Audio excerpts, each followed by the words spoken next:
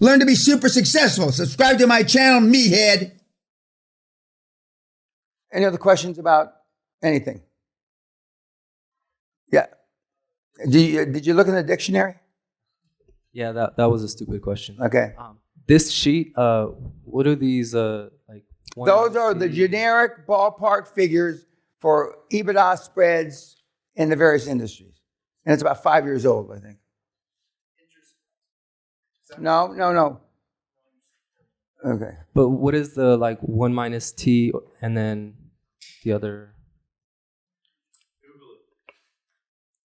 You don't need to know. Yeah, thank you. Look at column 4, look at the one that says EBITDA. Yep. Earlier, did you mention that oil refining was still a good business? No, I said there are opportunities in oil refining because there's still a arbitrage that exists. It used to, up until 3 years ago, between Louisiana South and West Texas Intermediate, because the now refining is advanced from when I was doing it. There, just as oil recovery is advanced, now they have secondary and tertiary methods of getting the shit out of the ground they didn't used to have. And so there are places in the world, and that's what basically the oil traders are doing when they're trading wet barrels, or they're buying dry barrels and exchanging it for wet barrels at Cushing, Oklahoma. And there are opportunities, but the oil, I mean, some of these opportunities open up for a few minutes. A good example, many years ago, when I was in the oil trading business, the guys that loaned me a Gulfstream, the guys that I used to hang with, so to speak, these billionaire guys who like me, were going to lunch in their Rolls-Royce golf carts. I still remember. And so there's 5 or 6 oil traders around one machine looking. And so we leaned over and we're looking at, what are you looking at, guys? He says, there's a spread, an arbitrage between A and B. How much is it? 11 cents. Fuck. And what's the size? In other words, what's the bid and what's the ask? How many are buying and how many selling? And he says it's 10,000 buy, 50,000, meaning 10,000 want to buy and 50,000 want to sell. Then there shouldn't be 11 cent spread then. It was the opposite spread. So we went to lunch. We come back, drink lunch in those days. We come back 2 hours later, and they're still there. And I said, well, how many did you lock in? And like you, they wanted to know why the spread was there.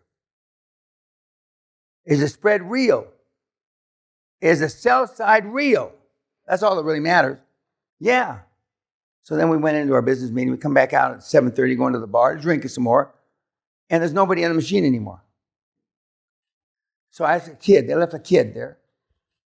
What happened? Where's everybody? He says, oh, the arbitrage disappeared. Tell me it disappeared because you closed it by selling into the, or buying into the seller. Oh, no. It disappeared about 20 minutes before because we couldn't figure out why it was there. That's you. That's exactly you. Doesn't matter the fucking why. The only question is the market solid? Is it real on the fucking sell side? That's all that you need to know. And there's ways when you trade, or you trade options, you trade anything, you know. Who's the market maker? How big's the fucking market? If Goldman Sachs or somebody like that is the market, do it. Because you know they can perform. If ABC out of Cyprus is the market maker, forget about it. But you know, you want to know the why instead of the how. I mean, I didn't cry, but I was pissed off. But it validated. And these guys, my buddies had maybe a $4 or $5 billion balance sheet. They weren't Aramco or Chevron, but they had plenty of money. And I would have fed into that market. I would have stuck my dick so far down their throat, they'd be choking today. Yeah. What is a good size market? Is 15 billion a good market to get into? Well, if it's all one company, no. But if the market cap, of those two companies you told me about going public, Okay, what are the market caps today for those two companies? Hmm? So they dropped 50%. They dropped about 30 points. Okay, 50, okay. Well, there's a reason they dropped. And somebody knows the same thing I told you, but you don't want to listen to, is that the risk assessment for that industry is, it may be a sector. It may be a portion of the country, like, that's why Barclays pulled all the working capital loans in the UK, because they feel strongly that next year real estate's going to go in the toilet more than it already is. And so it's easier to get the working capital loans, call them now, than have to call them when you don't have the money.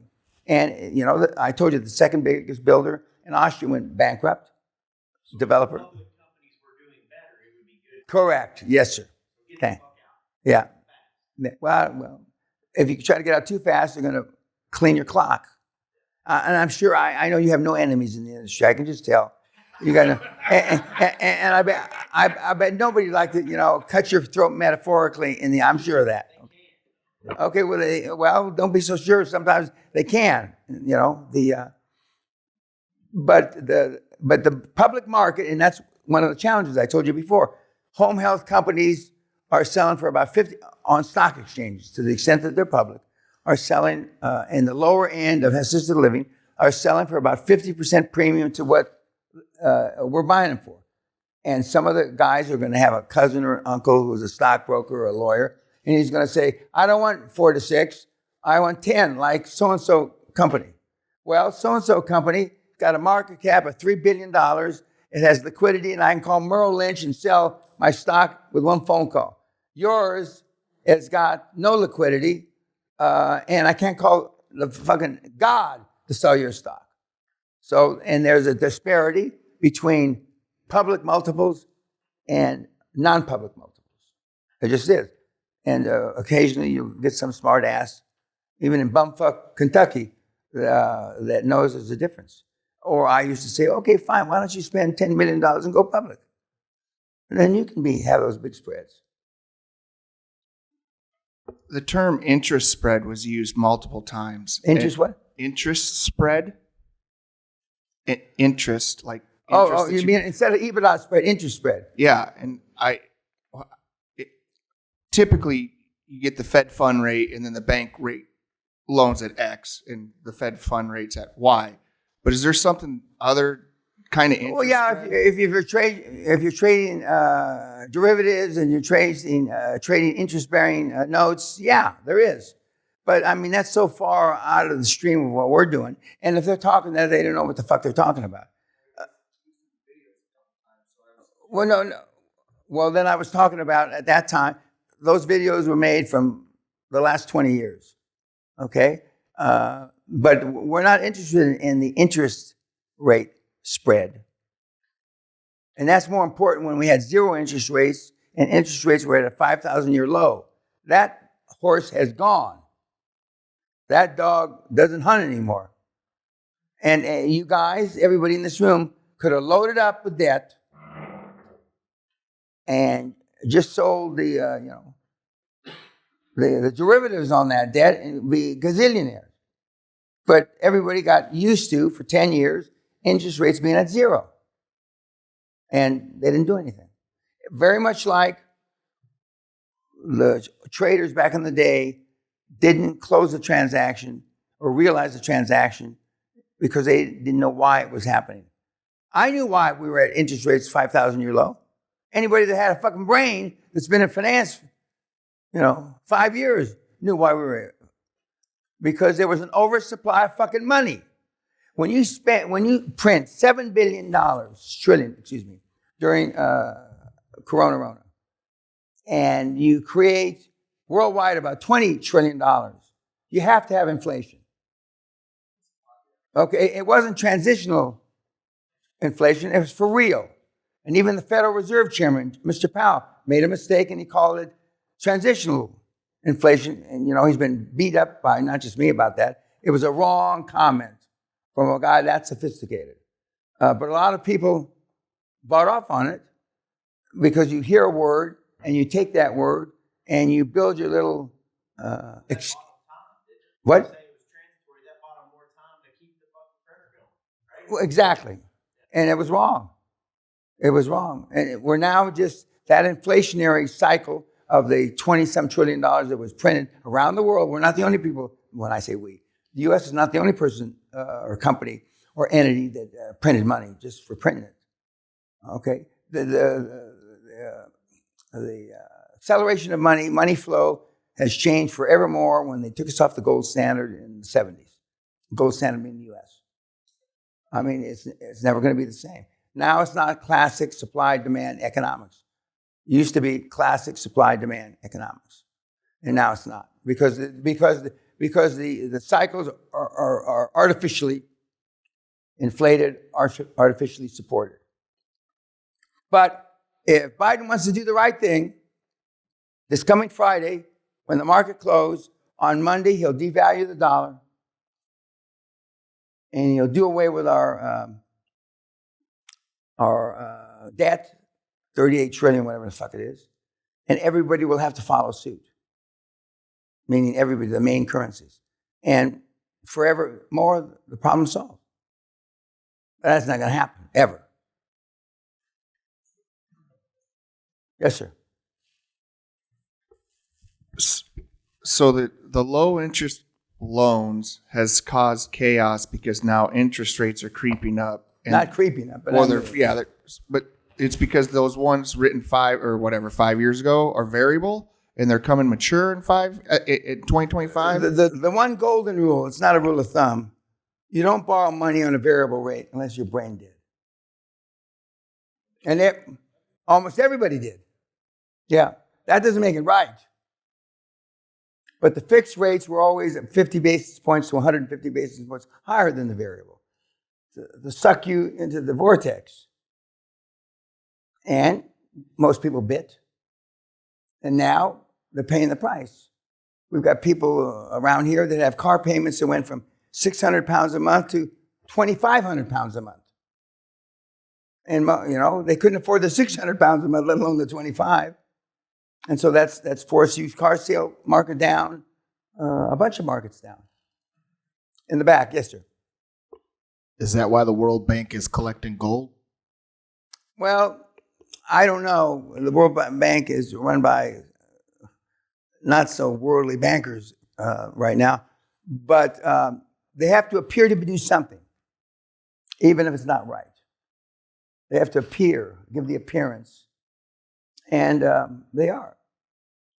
But the World Bank has not made any great prognostications, other than agreeing with NATO and a bunch of other guys that, it's 250 years to have economic parity with men and women, 3,700 years. If we stop all the shit about, that affect the atmosphere now, 3,700 years before we get back to net zero. I mean, none of those things are going to happen. Zero. There's no chance of them happening. Cobalt, is it not cobalt? But yeah, cobalt. Nobody says that we've only got 15 or 18 years left of cobalt. Nobody. We're going to build all this shit, and then we got nothing to run it. It's going to be, I predicted a long, long time ago. Remember the movies Mad Max with Mel Gibson? Mad Max? That's where we're going. And it's going to be the haves against the have-nots. And I hope it happens while I'm still alive, so I can get some trigger time. Yeah. Wouldn't you recommend investing in private security forces then and having a fucking militia ready to go? Well, I already told you that I'm the chairman of a private, with my SEAL partner. Yeah, the answer is yes. Yes. Or live in a place like this. This castle is easily defendable. It's got a lot of open ground around it. And when I set up my, 50 cals up in the turrets, and I'm firing my favorite weapon's M79 rocket launcher. I mean, we're going to shoot them down just like they did when Pickett's charge. They're going to be 15, 20 feet deep. And there are a lot of guys, I'm not talking about the preppers that are canned goods and shit like that. It's over. It's fucking over.